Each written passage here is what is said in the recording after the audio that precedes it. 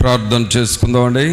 పరిశుద్ధుడైన మా ప్రభా, మీకు స్తోత్రాలు వందనాలు చెల్లించుకుంటున్నాము. మహోన్నతుడా మా ప్రభైన యేసు, మిమ్మల్ని స్తుతిస్తూ ఉన్నామయ్యా. మిమ్మలను స్తుతించుటకును, మిమ్మలను గూర్చి పాడి కీర్తించి ఘనపరచుటకును సహాయం చేయండి. మీ కృపలో మమ్మలను బలపరచమని ప్రార్థన చేస్తూ ఉన్నాము. మీరు మాకు ఇచ్చిన ఈ సమయాన్ని బట్టి మీకే స్తోత్రాలు వందనాలు చెల్లిస్తూ ఉన్నాము. కృపామయుడా, దయా సత్య సంపూర్ణుడా, మీకే స్తోత్రాలు వందనాలు చెల్లిస్తూ ఉన్నాము. మీరు ఈ ఆరాధనకు అధ్యక్షత వహించండి. తండ్రిని ఘనపరచుటకును, రక్షకుడైన యేసుక్రీస్తును మహిమపరచుటకును, మేము నాయన పరిశుద్ధాత్మనితో సహవాసము చేయుటకును కృపను దయచేయండి ప్రభా. మా అంతరంగములను మీరు కనికరించండి, మా అంతరంగములను మీరు బలపరచండి. మీ ఆత్మశక్తిని, ఆత్మ పట్టుదలను మాకు మీరు దయచేయండి. ఆత్మ విషయమై తీవ్రత కలిగి ఉండమని చెప్పినారు. అలాగే దేవుని విషయంలో పట్టుదల కలిగి ఉండమని చెప్పినారు. మీ యొద్ద సహనముతో కనిపెట్టమని మీరు చెబుతున్నారు ప్రభా. అట్టి నాయన స్వభావం మాకు మీరు దయచేయండి. తండ్రి అయిన దేవా, మీ సన్నిధిలోనికి వచ్చి మిమ్మల్ని వేడుకొంచున్నాము. మీరు మాకు అధ్యక్షత వహించండి. ఏ రీతిగా మిమ్మల్ని స్తుతించి ఘనపరచవలనో సమస్త విషయాల్లో మీరే మీ కృపను మాకును మీరు సమృద్ధిగా మీరు దయచేయండి. ఈ ఆవరణమంతా మీ సన్నిధితో నింపండి ప్రభా. పాటలు పాడుచుండగా ఆ పాటల ద్వారా దేవుని యొక్క ఆత్మ మమ్మలను బలపరచునట్లుగాను, మిమ్మలను మహిమపరచువారముగా చేయండి ప్రభా. అలాగే మాలో ఉన్నటువంటి నిర్లక్ష్యము, నిర్లిప్తత సంపూర్ణంగా తొలగిపోనట్లుగా చేయండి. దుష్టుని యొక్క ఆటంకములు మాలో కానీ, ఆవరణంలో కానీ, ఎవరిలో ఎక్కడ ఆటంకములు లేకుండా చేయండి ప్రభా. అడ్డుబండయు అడ్డు గోడలను కూలద్రోయమని ప్రార్థన చేస్తూ ఉన్నాము. మిమ్మలను ఘనపరచుటకు మాలో ఉన్న అభ్యంతరములన్నిటినీ మీరు తొలగించండి. పరిశుద్ధాత్ముడా, మీరు మా మధ్య కదలండి. మీ కొరకు మేము మార్గమును సరళము చేయువారముగా చేయండి నాయన. మీరు మా మధ్య సంచరించున్నట్లుగా మా పరిసరాలను, మమ్ములను పరిశుద్ధపరచమని ప్రార్థన చేస్తూ ఉన్నాం. రాజులైన యాజక సమూహముగా మమ్మల్ని ఇక్కడ చేర్చి మహిమ ఘనత ప్రభావాలు మీరే ఆరోపించుకొనమని నజరేయుడైన యేసు నామమున అడిగి వేడుకొనుచున్నాము తండ్రి, ఆమేన్. పాటలు పాడుకుందామండి. మన ఆరాధన గీతం నుండి 87వ పాట, స్తోత్రం చెల్లింతుము, స్తుతి స్తోత్రం చెల్లింతుము అనే పాట పాడుకుందాం.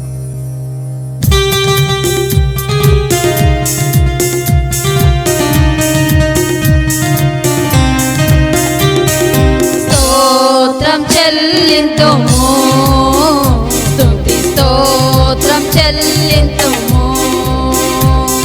స్తోత్రం చెల్లింతుము, స్తుతి స్తోత్రం చెల్లింతుము. యేసునాథుని మేలులు తలచి, యేసునాథుని మేలులు తలచి స్తోత్రం చెల్లింతుము, స్తుతి స్తోత్రం చెల్లింతుము.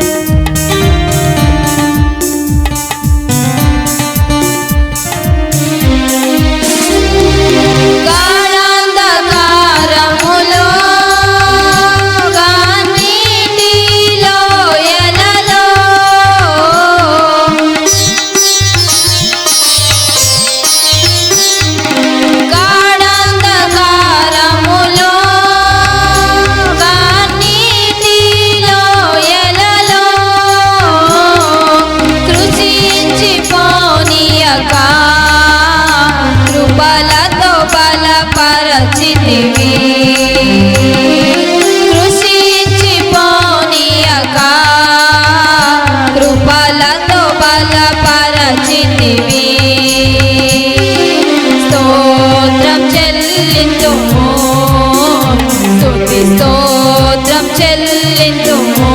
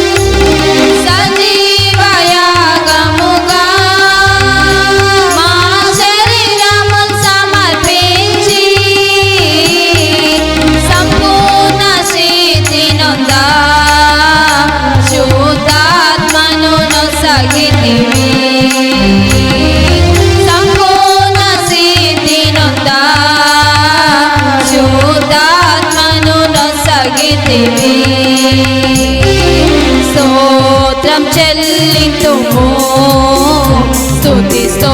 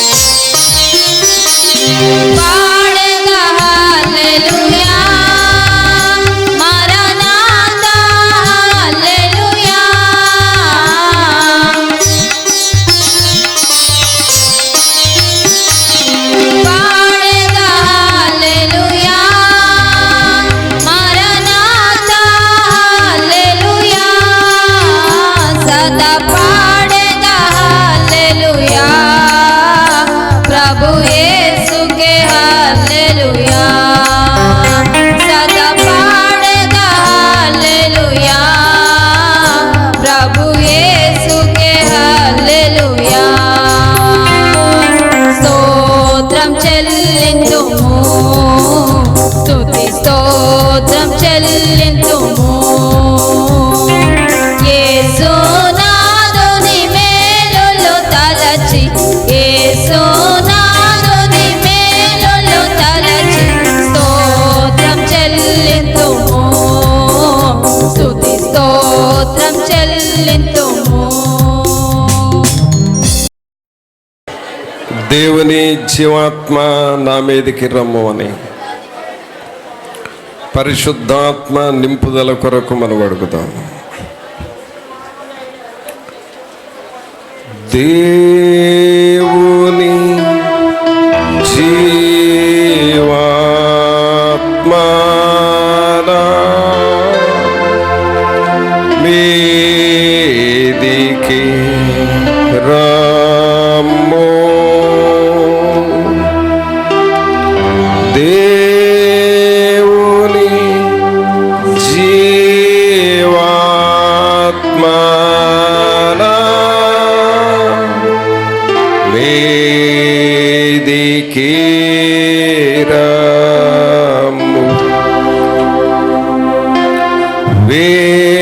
వేరాచు వంచు మాలాచు నింపు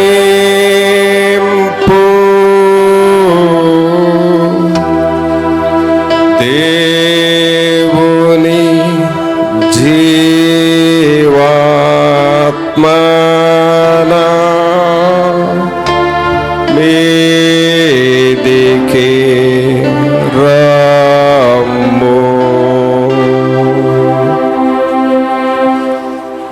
పరిశుద్ధమైన మా ప్రభా, మీకు స్తోత్రాలు వందనాలు చెల్లిస్తూ ఉన్నాము.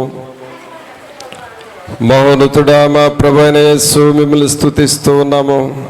మీరు మమ్మలను ప్రేమించి ఇచ్చిన ఈ ఆరాధన సమయాన్ని బట్టి మీకు స్తోత్రాలు వందనాలు చెల్లిస్తూ ఉన్నాము. ఆత్మ నింపుదలను మాకివ్వండి. పరిశుద్ధాత్మతోనూ విశ్వాసముతోనూ నింపబడులాగున సహాయము చేయండి. తండ్రి అయిన దేవా, మీకు స్తోత్రాలు వందనాలు చెల్లిస్తూ ఉన్నాము. మీ వాక్యము దగ్గరకు వస్తూ ఉన్నాము. మీ వాక్యము ద్వారా మాతో మీరు మాట్లాడండి. మా హృదయములను మీరు తెరవండి ప్రభువా. మీ ఆత్మ నింపుదల మాకు దయచేయమని నజరేయుడైన యేసు నామమున అడిగి వేడుకొనుచున్నాము తండ్రి, ఆమేన్. ప్రభునందు ప్రియులారా, దేవుని వాక్యం చూసుకుందాం. అపొస్తలుల కార్యములు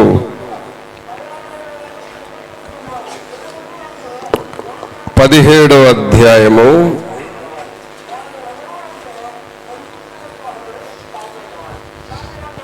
17వ అధ్యాయము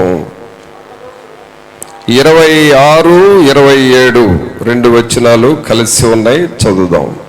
మరియు యావత్ భూమి మీద కాపురముండుటకును ఆయన ఒకని నుండి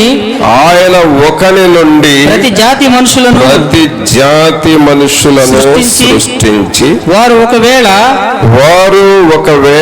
దేవునిని తడవులాడి అని తన్ను వెదకు నిమిత్తము నిర్ణయ కాలమును వారి నివాస స్థలము యొక్క పొలిమేరలను ఏర్పరచెను. ఆయన మనలో ఎవనికిని దూరముగా ఉండువాడు కాడు. ప్రభునందు ప్రియులారా, ఇక్కడ అపోస్తలుడైన పౌలు గారు దేవుడు సృష్టించిన సృష్టిని గూర్చి ఈ వచనంలో రాస్తూ ఉన్నాడు.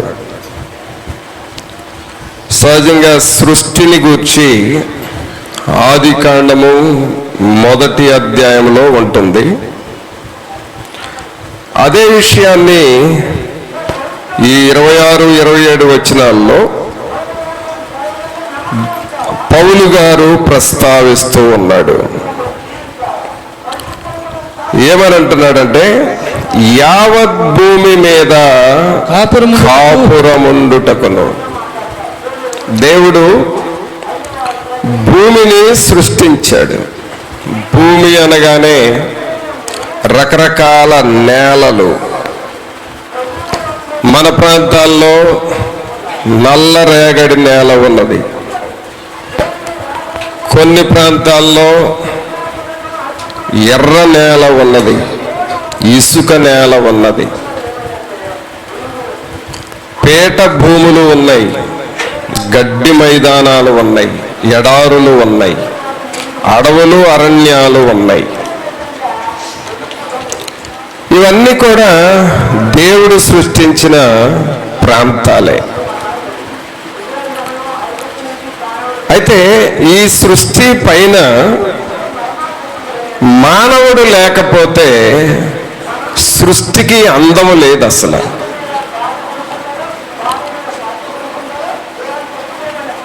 అందువలన మానవుని సృష్టించాడు. యావత్ భూమి మీద అనగా అన్ని ప్రాంతాలలో మనుషులను సృష్టించాడు. ఈ మనుషులను సృష్టించడం కూడా దేవుడు ఎంత జ్ఞానం ఉపయోగించాడంటే, అన్ని ప్రాంతాల్లో ప్రజల్ని ఒకే రకంగా సృష్టించలేదు. ఆ దేశాలను బట్టి రకరకాల కలర్స్, మన కలర్ పేపర్లకి కలర్స్ ఎలాగుంటున్నాయో మనుషులకు కూడా రకరకాల కలర్స్ ఇచ్చాడు దేవుడు. మరి ఐరోపా ప్రాంతాల్లో ప్రజలకు ఒక కలర్ ఇచ్చాడు, ఆసియా ప్రాంతాలలో ప్రజలకు మరొక రంగు ఇచ్చాడు. మన దేశంలోనే ఉత్తర భారతదేశంలో ప్రజలకి ఒక కలర్ ఉంది, దక్షిణ భారతదేశానికి ఇంకొక కలర్ ఉంది. రకరకాల కలర్స్ని మనుషులకు దేవుడు ఇచ్చాడు. ఇదంతా దేవుని యొక్క సృష్టి. అయితే దేవుని ఉద్దేశం ఏమిటంటే, ఏ ప్రాంతంలో ఉన్నా, ఏ రంగులో ఉన్నా వారందరిలో ఉంచింది ఏమిటంటే మూడిటిని ఉంచాడు, మూడిటిని పెట్టాడు మనిషిలో. ఒకటి శరీరము, రెండు మనస్సు, మూడవది ఆత్మ. ఈ మూడిటిని ప్రతి దేశంలో ఉన్న మనిషిలో ఉంచాడు. అయితే దేవుని ఉద్దేశం ఏమిటంటే ఈ మనుష్యుడు ఎప్పుడూ కూడా దేవునికి చాలా దగ్గరగా ఉండాలి అనేది దేవుని ఉద్దేశము. మనుషుడు ఎప్పుడు కూడా దేవునికి దగ్గరగా ఉండాలి, సమీపముగా ఉండాలి అనేది దేవుని ఉద్దేశమై ఉన్నది. అందుకనే ఈ విషయాన్ని మనం చదువుతూ ఉన్నాం. పౌలు గారు ఏమంటున్నాడంటే ఇక్కడ మనం చూస్తే యావత్ భూమి మీద కాపురముండుటకు ఆయన ఒకని నుండి ప్రతి జాతి మనుషులను సృష్టించి వారు ఒకవేళ దేవునిని తడవలాడి కనుగొందరేమో అని తన్ను వెదుకు నిమిత్తము నిర్ణయ కాలమును వారి నివాస స్థలము యొక్క పొలిమేరలను ఏర్పరచెను. చూడండి పిల్లరా, మనం కొన్ని ప్రాంతాల్లో మనం వెళుతూ ఉన్నప్పుడు ప్రతి ఊరికి ఒక హద్దు ఉంటది. ఇదిగో ఈ హద్దు వరకు ఈ ఊరు, దానిని పొలిమేర అని అంటాము. పొలిమేర అంటే ఆ ఊరు యొక్క హద్దు. ప్రతి గ్రామానికి కొన్ని పొలిమేరలను దేవుడు ఏర్పాటు చేశాడు, బౌండరీస్.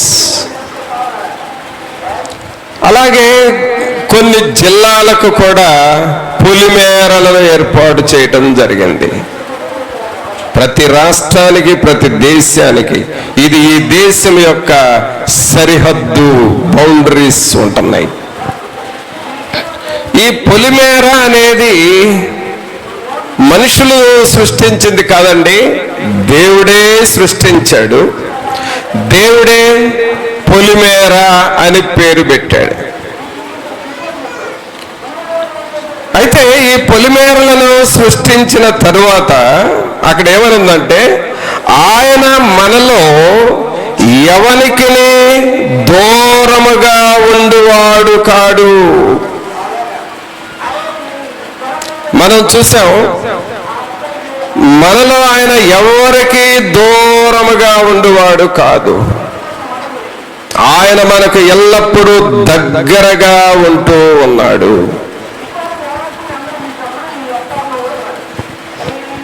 అనగా మనం ఏమని అర్థం చేసుకోవాలంటే కొన్ని సమయాల్లో దేవుడు మనకు దూరం అయిపోయాడేమో,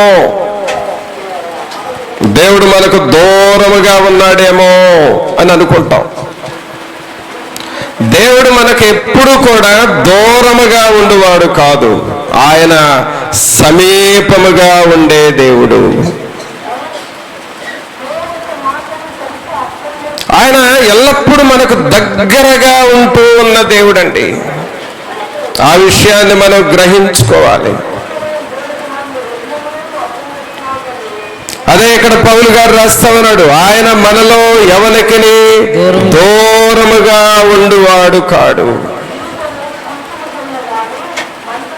దేవుడు తనను నమ్ముకున్న బిడ్డలు ఎలాంటి వారు అనంటే, ఒక తల్లి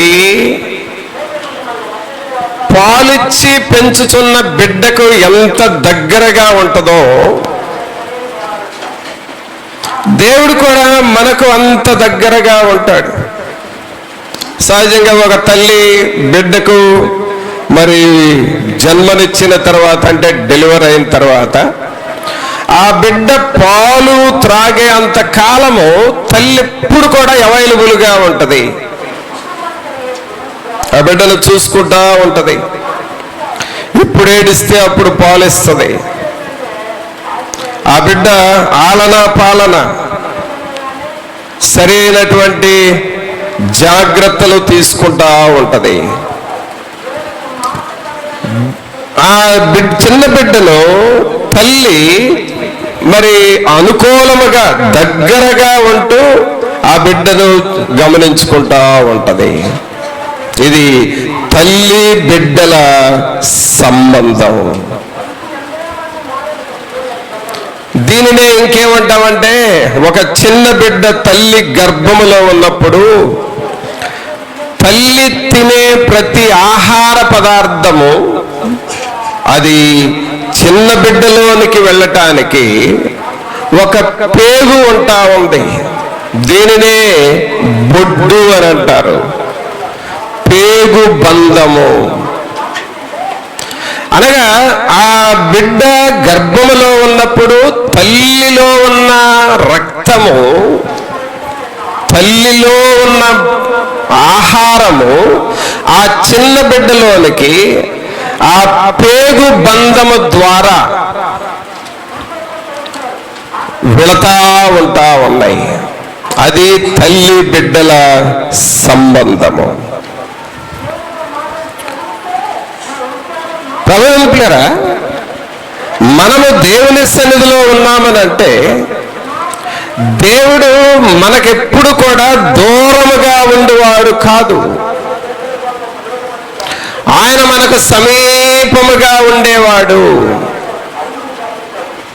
ఆయన మనకు దగ్గరగా ఉండేవాడు. తల్లి తన బిడ్డను ఆలన పాలన ఎలా చూసుకుంటుందో అలాగూ ఆయన మనల్ని కూడా చూసుకుంటూ ఉంటున్నాడు. ఆయన మనలో ఎవరికి దూరముగా ఉండేవాడు కాడు. ఒకవేళ బిడ్డ మరిచిపోయినా తల్లి మరవదు.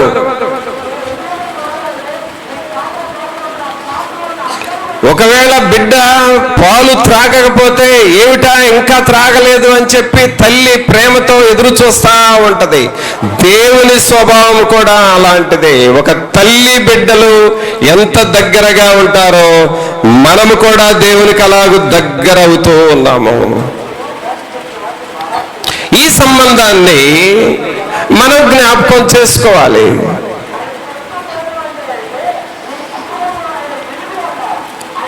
ఆయన ఎప్పుడూ మనల్ని మరువని దేవుడు. ఆయన ఎన్నడూ మనల్ని విడిచిపెట్టని దేవుడు. ఆయన ఎల్లప్పుడూ మన విషయమై శ్రద్ధ తీసుకుంటున్న దేవుడు. అందుకనే యాకోబు రాసిన పత్రికలో 4:8 ఏమంటాడంటే, దేవుని యొద్దకు రండి, అప్పుడు ఆయన మీ యొద్దకు వచ్చును. ఆయన నీకు సమీపముగా రావాలి అనంటే నువ్వు ఎక్కడికి రావాలి? దేవుని దగ్గరకు రావాలి. నువ్వు దేవుని దగ్గరకు వస్తే నీ విషయాలు నువ్వు దేవునికి చెబుతూ ఉంటే ఆయన నీకు బహు సమీపముగా ఉంటూ ఉన్నాడు. చూడండి, మార్కు సువార్త 12వ అధ్యాయం చూడండి. మార్కు సువార్త 12వ అధ్యాయము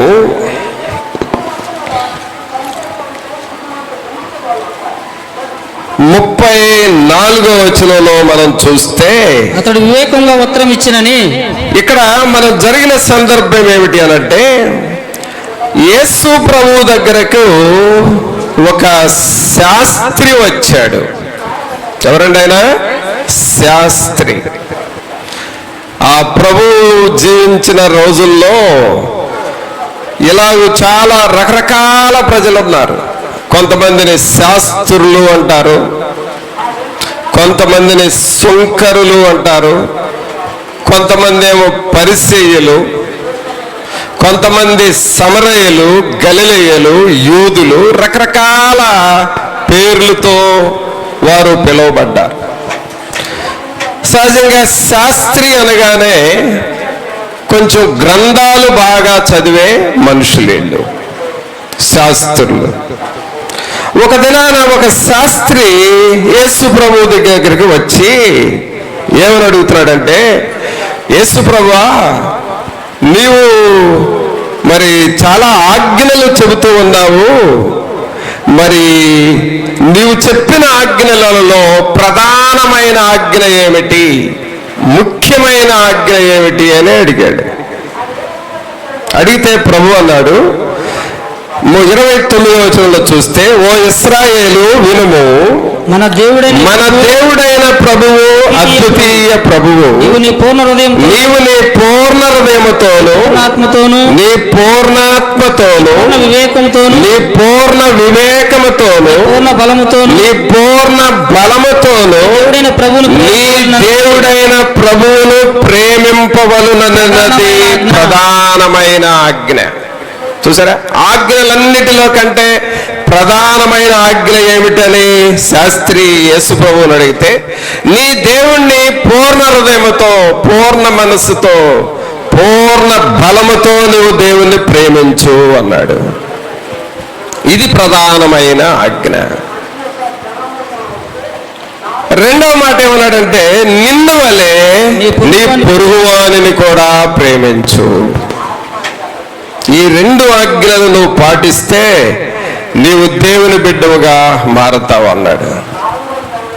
అప్పుడు ఈ వ్యక్తి ఏమన్నాడంటే, అలాగూ ప్రేమించడం అనేది చాలా అవసరం అని చెబుతున్నాడు. 33వ వచనంలో చూస్తే, పూర్ణ హృదయముతోను, పూర్ణ వివేకముతోను, పూర్ణ బలముతోను ఆయనను ప్రేమించుటయు, ఒకడు తన్ను వలె తన పొరుగువాని ప్రేమించుటయు సర్వాంగ హోమములన్నిటికంటేను, బలుల కంటెను అధికమని ఆయనతో చెప్పాను. రకరకాల బలులు చెల్లిస్తున్నారయ్యా, ఈ బలులన్నిటికంటే కూడా దేవుణ్ణి ప్రేమించడం చాలా అవసరం అన్నాడు. ఎప్పుడైతే ఇతను ఆ మాట అన్నాడో, వెంటనే యేసు ప్రభు ఏమన్నాడంటే 34వ వచనంలో, అతడు వివేకముగా ఉత్తరం ఇచ్చినని యేసు గ్రహించి, నీవు దేవుని రాజ్యమునకు దూరముగా ఉండలేవని అతనితో చెప్పాను. పిల్లలు గమనించండి, ఇక్కడ దేవునికి దగ్గరగా ఉండేవారు ఎవరు అని చూస్తే దేవుని వాక్యాన్ని గ్రహించాలి. మొదట మనం దేవుని వాక్యాన్ని గ్రహించాలి. దేవుని వాక్యం నీ పట్ల ఏమి ఉద్దేశాలు కలిగి ఉన్నదో గ్రహించాలి.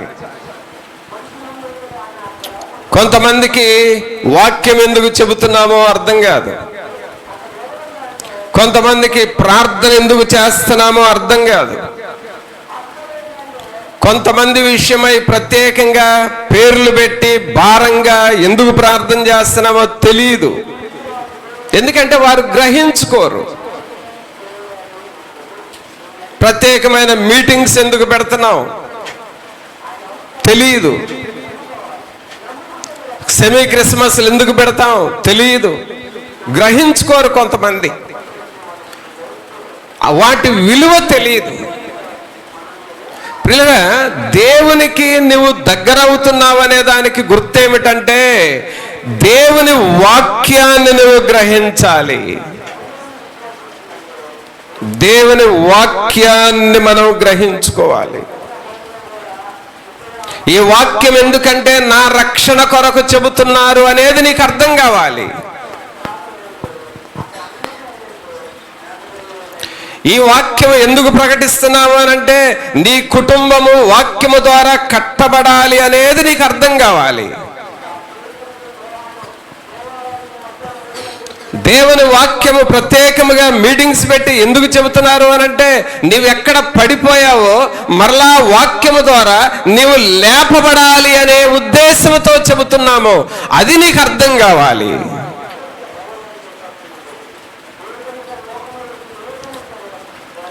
దేవుని వాక్యము నీకు అర్థమైతే నీవు దేవునికి దగ్గర అవుతావు. కొంతమంది సాధ్యమైనంత వరకు దూరముగా ఉండటానికి చూస్తారు. అంటే ప్రార్థనకి రావాలి కానీ ఎక్కడో దూరంగా కూర్చొని వినెళితే చాలు. అలాగే దేవుని సన్నిధికి రావాలి, ఎక్కడో చివర్లో కాస్త వాక్యం మొదలైనప్పుడు వెళ్ళి వింటే చాలు. అంటే అటు ప్రార్థన వదులుకోరు, అలానే దేవుల్లో ముందుకు రారు, దూరంగా ఉంటారు. పిల్లరా, దేవుడు నిన్ను నన్ను ఏమనుకుంటాడంటే దేవునికి నువ్వు దగ్గర అవ్వాలి. దేవునికి నువ్వు ఎప్పుడు దగ్గర అవుతావు? ఇదిగో ఈ శాస్త్రి ఆజ్ఞలలో ప్రధానమైనది ఏమిటి అని అడిగినప్పుడు పూర్ణ హృదయముతో ప్రేమించడం ఇది బలులన్నిటికంటే శ్రేష్టమైనదని చెప్పినప్పుడు ప్రభు అంటున్నాడు, అయితే నీవు దేవుని రాజ్యమునకు దూరముగా లేవు. సోదరుడా, నిన్ను నువ్వు గ్రహించుకోవాలి. నేను దేవునికి దగ్గర అవ్వాలి, నేను దేవుని సన్నిధికి దగ్గరగా జీవించాలి, దేవుని వాక్యాన్ని నేను బాగా అర్థము చేసుకోవాలి. చిన్న పిల్లలు కూడా దేవునిని అర్థము చేసుకునేలాగా ఉండాలి. అలాగూ నీవు దేవునిని అర్థము చేసుకుంటా ఉంటే నీ కుటుంబాన్ని కట్టేది వాక్యమని, నీ జీవితాన్ని మార్చేది వాక్యమని, నీ సమస్యలు తీర్చేది వాక్యమని, నీకు మనశ్శాంతినిచ్చేది వాక్యమని, నీ పరిస్థితులను మార్చి నిన్ను ఆశీర్వదించేది దేవుని వాక్యమని, ఆ వాక్యం యొక్క విలువను నువ్వు అర్థము చేసుకోవాలి.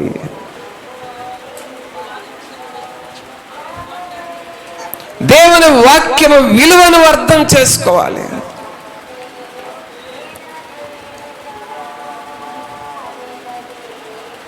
దేవుని వాక్యము, దేవుని సన్నిధి విలువ నీకు అర్థమైతే నీవు దేవునికి దగ్గరవుతూ ఉంటావు. అందుకే ఇక్కడ వాక్యం మాట్లాడుతుంది, మనలో ఎవరికి ఆయన దూరముగా ఉండువాడు కాడు, ఆయన మనకు దగ్గరవుతూ ఉన్నాడు. ఆయన మనకు దగ్గరైనప్పుడు ఎలా ఉంటుంది అని చూస్తే, మనల్ని ఎన్నడూ విడువడు, ఎడబాయని దేవుడు. అందుకనే ఇక్కడ ఈ శాస్త్రితో అంటున్నాడు యేసు ప్రభు వారు 34వ వచనం మరలా చూడండి. అతడు వివేకముగా ఉత్తరం ఇచ్చినని యేసు గ్రహించి నీవు దేవుని రాజ్యమునకు దూరముగా లేవని అతనితో చెప్పాను. ఎలా లేకుండా ఉన్నాడండి? దూరముగా లేడు అంటే దేవునికి దగ్గర అయ్యాడు. పిల్లరా గమనించండి, దేవునికి మనం దగ్గరగా ఉండటం అనేది చాలా అవసరం. దేవునికి నీవు దూరంగా ఉండకూడదు. ఎప్పుడు కూడా మనం దేవునికి దూరంగా ఉండకూడదు, దేవునికి దగ్గర అవుతూ ఉండాలి. దేవునికి జరుగుతూ ముందుకు జరుగుతూ నీవు దేవుని సన్నిధిలో ముందుకు వెళుతూ ఉండాలి. అయితే దేవునికి దగ్గర అవ్వాలంటే మనం ఏం చేయాలి? అసలు కొంతమంది 20 సంవత్సరాల నుండి దేవుని సన్నిధికి రావచ్చు, కానీ నువ్వు దేవునికి దగ్గర అయ్యావా? కొంతమంది 10 సంవత్సరాల నుండి దేవుని సన్నిధికి రావచ్చు, నువ్వు దేవునికి దగ్గర అవుతున్నావా? నువ్వు దేవుని సమీపిస్తూ ఉన్నావా? దేవునికి దగ్గర అవటం అంటే దేవునిలో నీకు కృతజ్ఞత పెరుగుతూ ఉంటది. నువ్వు దేవునికి దగ్గర అవుతున్నావంటే పరిశుద్ధతలో ఎదుగుతూ ఉంటావు, వాక్యములో ఆనందిస్తావు, దేవుని పరిచర్యలో ఆశీర్వాదాలు చూస్తావు, అలాగే దేవుని శక్తిని చూస్తావు. ఒక సమస్య వస్తుంది, వెంటనే దేవుని శక్తిని నువ్వు చూస్తావు. దేవునికి నువ్వు దగ్గర అవుతూ ఉన్నావని అర్థము. దేవునికి మనం దగ్గర అవ్వాలి అని అంటే మనం చేయాల్సింది ఏమిటి చూడండి. దేవుని వాక్యములో ఎఫెసీయులకు రాసిన పత్రిక చూడండి. ఎఫెసీయులకు రాసిన పత్రిక 2వ అధ్యాయము 13వ వచనం చదవండి. అయినను మునుపు దూరస్తులైన మీరు ఇప్పుడు క్రీస్తు యేసునందు క్రీస్తు రక్తము వలన సమీపస్తులై ఉన్నారు. ఇప్పుడు ఎలా చూడండి, నీవు దేవునికి దగ్గరవుతూ ఉండాలి అనంటే క్రీస్తు రక్తమును గూర్చి నువ్వు ధ్యానం చేస్తూ ఉండాలి. ఎప్పుడు కూడా సిలువ రక్తము నిన్ను కడుగుతా ఉండాలి. సిలువ రక్తము ద్వారా నీ పాపము కడగబడాలి, నీ శాపములు కొట్టివేయబడాలి, నీ గ్రహింపు తెరవబడాలి, నీలో పరిశుద్ధత పెరగాలి, దేవుని యొక్క సన్నిధిని మనం అనుభవించాలి. ఇది ఎప్పుడు జరుగుతుందంటే ఆయన రక్తమును నువ్వు ధ్యానం చేస్తూ ఉండాలి. రక్తము తోడా కడిగి వేశాడే, రక్షణ సంతోషము నాకు ఇచ్చాడే. రక్తము తోడా కడిగి వేశాడే, రక్షణ సంతోషము నాకు ఇచ్చాడే. ఎవరు నన్ను చేయి విడచినన్ యేసు చేయి విడువడు, చేయి విడువడు, చేయి విడువడు, నన్ను చేయి విడువాడు, నిన్ను చేయి విడువాడు. ఎవరు నన్ను చేయి విడచిన యేసు చేయి విడువడు. పిల్లలు గమనించండి, ఎవరు నిన్ను చెయ్యి వదిలిపెట్టిన ఆయన చెయ్యి విడువడు. అందరూ మీ కుడి చేతులు పైకి లేపి యేసు నన్ను చెయ్యి విడువడు అని చెబుదాం. అందరు దగ్గర చెప్పండి, యేసు నన్ను చెయ్యి విడువడు. ఆమేన్. సోదరుడా, బాగా గుర్తుపెట్టుకో, ఆయన నిన్ను ఎన్నడూ చెయ్యి విడువడు. ఆయన ఎన్నడూ నీ కుటుంబం యొక్క చెయ్యి విడువడు.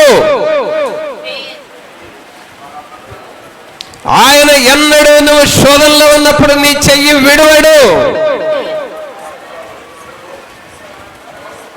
ఆయన సమీపముగా ఉన్న దేవుడు. ఆయన రక్తమును మనం ధ్యానం చేయాలండి. ఆయన సిలువ రక్తము, సిలువ రక్తము ద్వారా విమోచన ఉన్నది, సిలువ రక్తము ద్వారా సమాధానం ఉన్నది, సిలువ రక్తము ద్వారా ఉగ్రత నుండి తప్పించబడతావు, సిలువ రక్తము ద్వారా శాపముల నుండి విడుదల వస్తా ఉంది, సిలువ రక్తము ద్వారా సాతానుడు క్రియలు ఓడిపోతాయి, సిలువ రక్తము ద్వారా దరిద్రత పోతుంది, సిలువ రక్తము ద్వారా క్షేమము స్థితి నీకు వస్తుంది, సిలువ రక్తము ద్వారా జబ్బులు పోతాయి, ఆరోగ్యం వస్తుంది. సిలువ రక్తము ద్వారా నీకు మానసిక ధైర్యము వస్తుంది, సమాధాన స్థితి వస్తుంది. నీవు దేవునికి దగ్గరవ్వాలి అనంటే ఈ సిలువ రక్తమును నువ్వు ధ్యానము చేయాలి. అందుకనే మనం ఇక్కడ వాక్యంలో చదువుతున్నాం, క్రీస్తు రక్తము వలన సమీపస్థులమై ఉన్నాము. బైబిల్ గ్రంథంలో ఇద్దరు అన్నదమ్ములు, ఒకరు హేబేలు, ఒకరు కయ్యేను. వాళ్ళిద్దరూ ప్రభు దగ్గరికి వెళ్ళి అర్పణలు అర్పించారు. కానీ హేబేలు అర్పించిన అర్పణనే దేవుడు అంగీకరించాడు. కారణం ఏమిటంటే అక్కడ గొర్రెపిల్ల రక్తమును చిందించాడు. గొర్రెపిల్ల రక్తమును చిందించి ఆ రక్తమును ప్రభువుకి అర్పించాడు. కాబట్టి ఆ బలుల వలన వచ్చిన రక్తము ద్వారా దేవుడు హేబేలు బలిని అంగీకరించాడు. మన జీవితంలో కూడా ఒక ప్రాణికి శ్రేష్టమైనది ఏమిటంటే రక్తము. నీ బాడీ మొత్తంలో శ్రేష్టమైనది రక్తము. ఒక గొర్రెపిల్ల జంతువులో శ్రేష్టమైనది రక్తము. ఆ శ్రేష్టమైన రక్తమును మనము దేవునికి సమర్పించాలి. సోదరుడా, యవనస్తుడా, నీ జీవితంలో కూడా ఉడుకు రక్తము, యవన కాలములో ఉడుకు రక్తము నీలో ఉన్నది. వేడి రక్తము, ఉడుకు రక్తము, ఉద్రేకాలకు గురయ్యే రక్తము నీలో ఉన్నది. ఈ ఉడుకు రక్తాన్ని దేవునికి నువ్వు సమర్పించాలి. ఈ రక్తముతో దేవుని పనిని చేయాలి, దేవుని రాజ్యాన్ని కట్టాలి, దేవుని కొరకు మనం ప్రయాసపడాలి. అలా చేసినప్పుడు మనము దేవునికి సమీపముగా వస్తాము. అందుకనే దేవుని వాక్యంలో చూస్తూ ఉన్నాము, మునుపు దూరస్తులైన మీరు ఇప్పుడు క్రీస్తు యేసునందు క్రీస్తు రక్తము వలన సమీపస్తులై ఉన్నారు. హెబ్రీలకు రాసిన పత్రికలో కూడా పౌలు గారు ఒక మాట రాస్తాడు, చూడండి. హెబ్రీలకు రాసిన పత్రిక 12వ అధ్యాయము 24వ వచనం చూడండి. క్రొత్త నిబంధనకు మధ్యవర్తి అయిన యేసునొద్దకును హేబేలు కంటే మరి శ్రేష్టముగా పలుకు ప్రోక్షణ రక్తమునకును మీరు వచ్చి ఉన్నారు. హేబేలు కంటే అంటే హేబేలు గొర్రెపిల్ల రక్తము దేవునికి సమర్పించాడు. అంతకంటే శ్రేష్టమైన ప్రోక్షణ రక్తము దగ్గరకు మీరు వచ్చి ఉన్నారు. అనగా మనం దేవునికి సమీపస్థులముగా వచ్చాము. ప్రభువుని పిల్లరా, అలాగు నువ్వు దేవునికి సమీపముగా రావాలి. అనగా ఆయన శిలువ రక్తమును ధ్యానం చేస్తా ఉంటే నీ మనస్సు నూతన పరచబడి దేవుని వాక్యము, దేవుని ఆలోచనలు నీలోనికి వస్తాయి.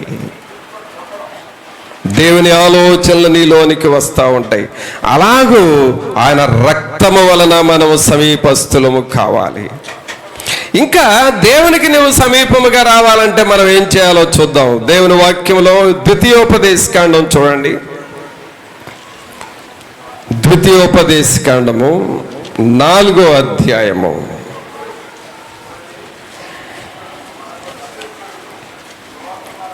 4వ అధ్యాయము 7వ వచనం చూద్దాం. ఏలయనగా మనము ఆయనకు మొర్రపెట్టినప్పుడల్లా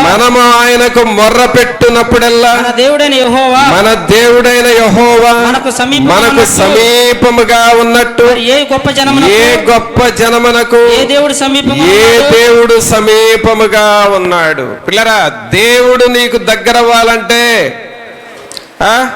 కొన్నిసార్లు అనుకుంటా ఉంటావు, దేవుడు నాకు దూరం అయ్యాడేమోనని.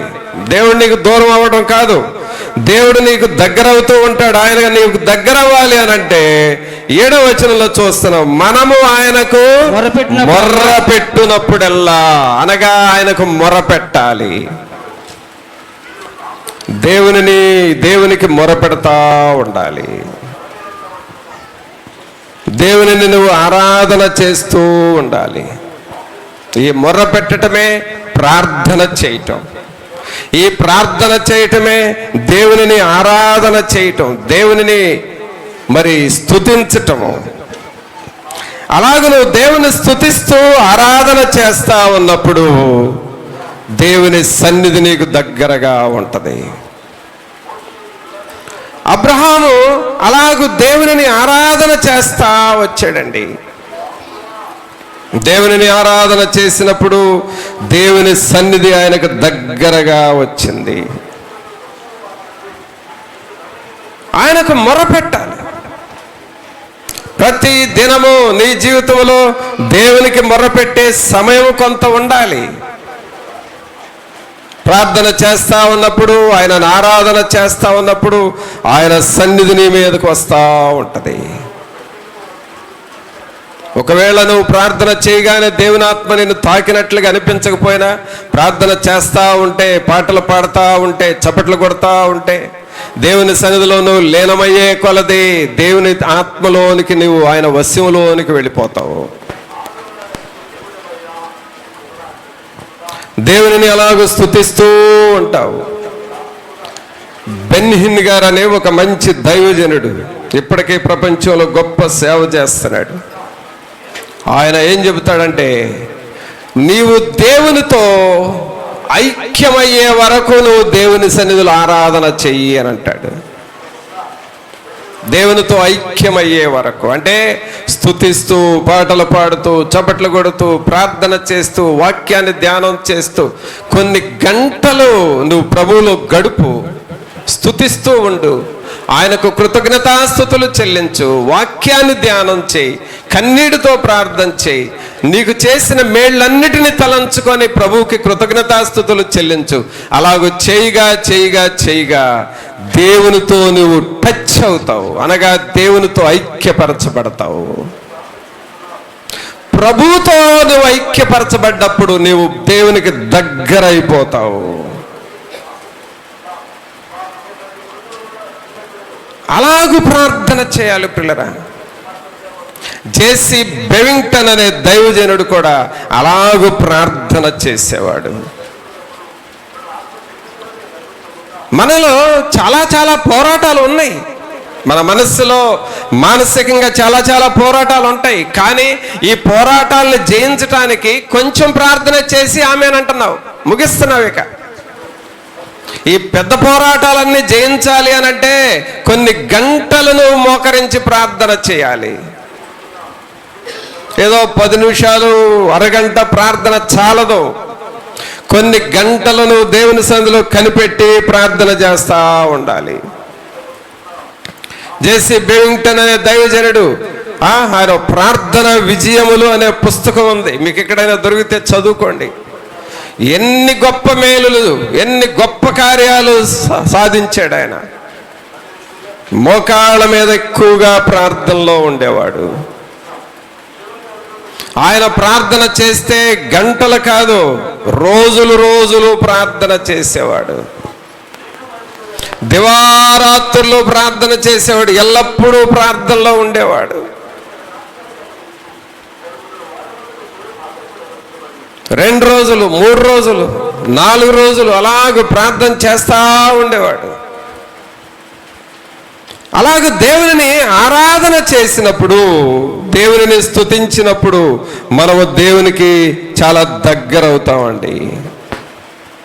145వ కీర్తనలో ఏముందో చూడండి. 145వ కీర్తన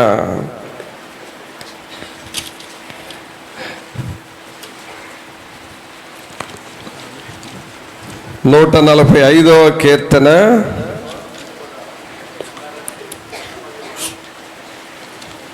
18వ వచనం చదవండి. తనకు మొరపెట్టు వారికి అందరికీ, తనకు మొరపెట్టు వారికందరికి, తనకు నిజంగా మొరపెట్టు వారికి, తనకు నిజముగా మొరపెట్టు వారికందరికి యెహోవా సమీపముగా ఉన్నాడు. అందరు బిగ్గరగా చెప్పండి ఈ విషయం.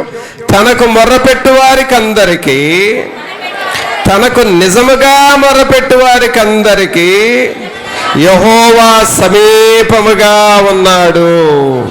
ఎలా ఉన్నాడండి? యెహోవా సమీపముగా. ప్రార్థన చేస్తూ ఉండాలి. నేర్పుమయా నేర్పుమయా, ప్రార్థన నేర్పుమయా, వినుమయ్యా వినుమయ్యా, నా ప్రార్థన వినుమయ్యా. నేర్పుమయ్యా నేర్పుమయ్యా, ప్రార్థన నేర్పుమయ్యా. అందరూ చేతులు పైకి లేపి అందరూ చెప్పండి. వినుమయ్యా నా ప్రార్థన వినుమయ్యా. ప్రార్థనలో శక్తిని, ప్రార్థనలో బలమును, ప్రార్థనలో శక్తిని నేర్పుమయ్యా నజరేయా. నేర్పుమయ్యా నజరేయా.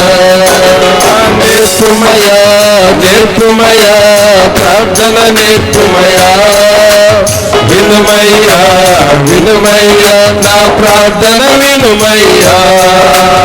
నేర్పుమయ్యా నేర్పుమయ్యా, ప్రార్థన నేర్పుమయ్యా, వినుమయ్యా వినుమయ్యా, నా ప్రార్థన వినుమయ్యా. అంటే దేవునికి నువ్వు అలాగూ ప్రార్థన చేస్తూ ఉండాలి. పిల్లగా వాక్యం వినటమే చాలదు, ఆ వాక్యానికి తగ్గ ప్రార్థన నువ్వు చేసుకోవాలి. నువ్వు అలా ప్రార్థన చేస్తా ఉంటే దేవుని శక్తి నేను చూస్తావు. ప్రార్థన చేస్తా ఉంటే నీ హృదయం కదిలిపోతా ఉంటది. ఒకవేళ సాతానుడి యొక్క బంధకాలు ఏమైనా నీ లోపల ఉంటే నువ్వు ప్రార్థన చేస్తున్నప్పుడు అవి కదిలి తెగిపోతాయి, విడిలిపోతాయి. కానరాని బంధకాలు ఉంటాయండి. సాతాను బంధకాలు హృదయాలలో ఉంటాయి, మనస్సుల్లో ఉంటాయి. ఇవన్నీ కూడా తెగిపోతాయి, ఇవన్నీ విడిలిపోతాయి. అందుకనే నువ్వు ప్రార్థన చేస్తా ఉంటే నువ్వు సమీపముగా వస్తావు దేవునికి. దేవుని వాక్యంలో మనం చదివాం కదా, ఆయన మనలో ఎవరికని దూరముగా ఉండేవాడు కాదు. ఆయన రక్తం వల్ల నువ్వు దేవునికి దగ్గర అవుతున్నావు. ఆయన శిలువ రక్తమును ధ్యానము చేయటం ద్వారా నువ్వు దేవునికి దగ్గర అవుతున్నావు.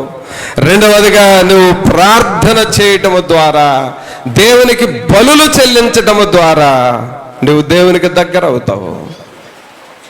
అందుకని ఇక్కడ మనం చదువుతున్నాం, తనకు మొరపెట్టు వారికందరికి, తనకు నిజముగా మొరపెట్టు వారికందరికి ఆయన సమీపముగా ఉన్న దేవుడు. మరి అలాగూ మనం సమీపం అవుదామా? అలాగూ నువ్వు దేవునిని ఆరాధన చేస్తావా? అలాగూ పరిశుద్ధాత్మ దేవుడు నీతో ఉండి నిన్ను బలపరచాలని దేవుని అడుగుతావా? తర్వాత ఆయన మనకు సమీపముగా ఉండాలి అని అంటే మనం ఏం చేయాలో చూద్దాము. దేవుని వాక్యంలో మొదటి సమూయేలు గ్రంథం చూడండి. మొదటి సమూయేలు గ్రంథము 1వ అధ్యాయము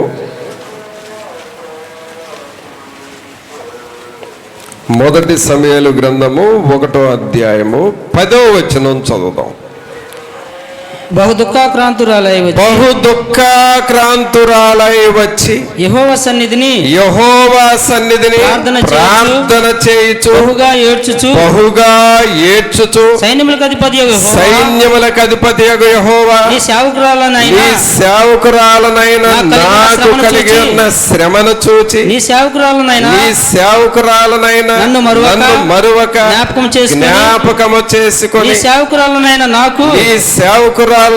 నాకు మగపిల్లను దయచేసిన ఎడల వాని తల మీదకి క్షౌరపు కత్తి ఎన్నటికీ రానియక వాడు బ్రతుకు దినములన్నిటను నేను వానిని యెహోవానగు నీకు అప్పగింతునని మొక్కుబడి చేసుకొనెను. పిల్లరా, ఇక్కడ దేవుడు నీకు సమీపముగా రావాలి అని అంటే ఈ హన్న 2 విషయాలు మనం చూస్తున్నాం ఇక్కడ. అదేమిటంటే, ఒకటి బహు దుఃఖాక్రాంతురాలై వచ్చి. ఎలా వచ్చిందంటండి? బహు దుఃఖాక్రాంతురాలై వచ్చి. అంటే బహు దుఃఖాక్రాంతురాలు అవటం అంటే అర్థం ఏమిటంటే, ఆమె పూర్తిగా దేవుడు మాత్రమే ఇది చేయగలడు, ఇక ఎవరు నాకు ఏమీ చేయలేరని దేవుని మీద ఆధారపడిన వ్యక్తిగా ఉన్నది. ఇంకొక మాటలో చెప్పాలంటే, బ్రోకెన్ అండ్ కాంట్రైట్ స్పిరిట్, విరిగి నలిగిన హృదయము అంటాం దీన్ని. మనము విరిగి నలిగిన మనస్సుతో దేవుని వద్దకు రావాలి. నీవు మాత్రమే చేయగలిగిన దేవుడు. మనం పాడతామే, నాకంటూ లోకాన ఏది లేదయ్యా. అది ఆ తీర్మానముతో నీవు ఉండాలి. ఇక నాకెవరు లేరు ప్రభువా, నా కుటుంబానికి నీవే ఆధారము, నా పిల్లలకు నీవే ఆధారము, నా భవిష్యత్తుకు నీవే ఆధారము.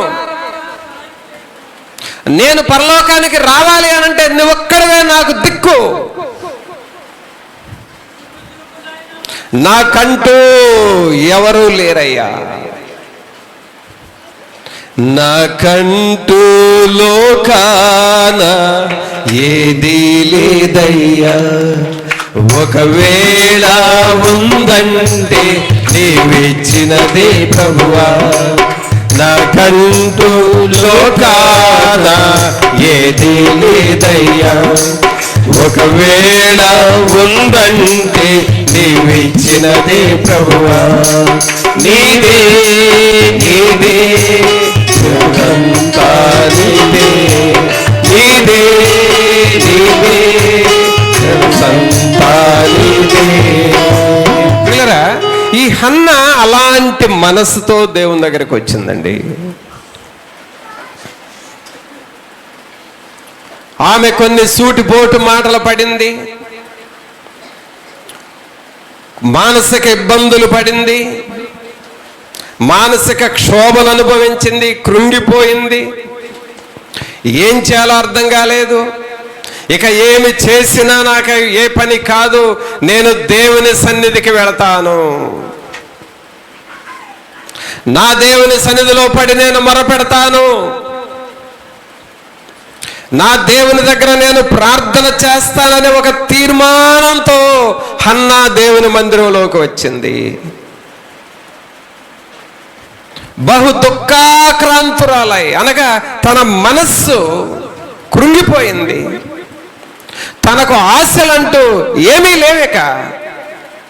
తన కోరిక తీర్చబడాలంటే ఇక వేరే దిక్కు కనపడలేదు ఆమెకు. నా ప్రభు సన్నిధిలోనే నేను మొరపెట్టుకుంటాను. దేవునికి దగ్గరవుతా ఉంది, దేవునికి సమీపముగా వచ్చింది. ప్రభుతో అంటా ఉంది, దుఃఖాక్రాంతురాలై వచ్చి యెహోవా సన్నిధిని ప్రార్థన చేయుచు బహుగా ఏడ్చుచు. విరిగి నలిగిన హృదయముతో దేవుని దగ్గరకు వచ్చి ప్రార్థన చేసింది. ఆ తర్వాత దేవునితో అంటా ఉంది, అయ్యా నాకు ఒక కుమారుని నీకు జన్మిచ్చినప్పుడు మరలా నేను తిరిగి నీకు ఇస్తానని మొక్కుబడి చేసుకుంది. నా జీవితాన్ని నీ చేతిలో పెడతాను, నా కుమారుడి జీవితాన్ని నీ చేతిలో పెడతాను. సోదరుడా, ఎప్పుడైనా నువ్వు ఇలాగ దేవునితో మొక్కుబడి చేసుకున్నావేమో ఆలోచన చెయ్యి. కొంతమంది బలహీనతలో ఉన్నప్పుడు, ప్రభువా నా జీవితాన్ని నీ చేతిలో పెడతాను, బ్రతికితే నీ కోసమే బ్రతుకుతాను అని అంటావు. ఈ రోగం తగ్గించయా, బ్రతికితే నీ కోసమే బ్రతుకుతానని హాస్పిటల్లో ఉన్నప్పుడు దేవునికి చెబుతావు. హాస్పిటల్ నుండి ఇంటికి వచ్చిన తర్వాత, హుషారు వచ్చిన తర్వాత, ఆరోగ్యం వచ్చిన తర్వాత మరలా నీ ఇష్టానుసారంగా బ్రతుకుతున్నావు. ఈ శోధన నుండి విడిపించు ప్రభువా, నా పిల్లల్ని మీకోసమే అప్పగిస్తానంటావు. కానీ నీ పిల్లలకు శోధనలు పోయిన తర్వాత నీ పిల్లల్ని దేవునికి ఇవ్వటానికి ఇష్టపడవు. సహోదరుడా, ఎవరైనా సరే మీ పిల్లలను గురించి దేవునికి మొక్కుబడి చేసుకున్నారేమో ఆలోచన చేయండి. పరిశుద్ధాత్మ దేవుడు ఎందుకో ఈ విషయాన్ని హెచ్చరిస్తున్నాడు. ఇది నానా, ఎవరైనా మొక్కుబడి చేసుకున్నారేమో, నా పిల్లల్ని దేవుని సేవకిస్తానన్నావేమో, నా పిల్లల్ని మీ చేతిలో పెడతాను ప్రభు అని తీర్మానం చేసుకున్నావేమో, నా జీవితం బ్రతికినంత కాలం నీ కొరకు బ్రతుకుతాను అని అనుకున్నావేమో. దేవునికి నువ్వు చేసుకున్న మొక్కుబడి అది చాలా విలువైనది దేవుని దృష్టిలో. ఈ హన్నా దేవుని సన్నిధిలోనికి వెళ్ళింది, మొక్కుబడి చేసుకున్నది.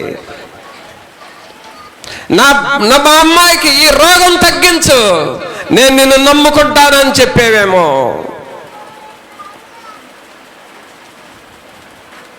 మా ఇంటిలో ఈ శోధన తీసేయి. డాక్టర్లు బ్రతుకుతారో లేదో గ్యారంటీ చెప్పట్లేదు. నువ్వు బ్రతికిస్తే నీకోసం బ్రతుకుతామయ్యా అని అన్నావేమో. అలాంటి వారు ఎవరో ఉన్నారు ఇక్కడ, లేకపోతే దేవుడు చెప్పడు ఇక్కడ ఈ విషయం.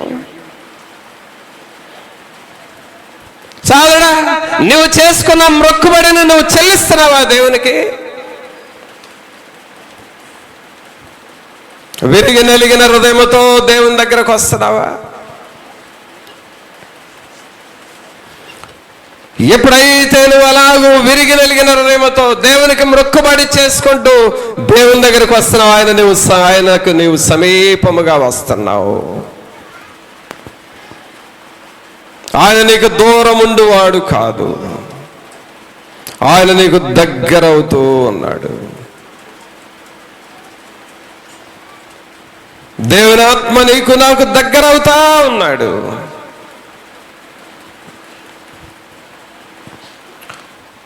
ఆయన రక్తం వలన మనం దగ్గర అవుతున్నాము. విరిగి నలిగిన హృదయము కలిగి ప్రార్థన చేయటం ద్వారా నువ్వు దేవునికి దగ్గర అవుతావు.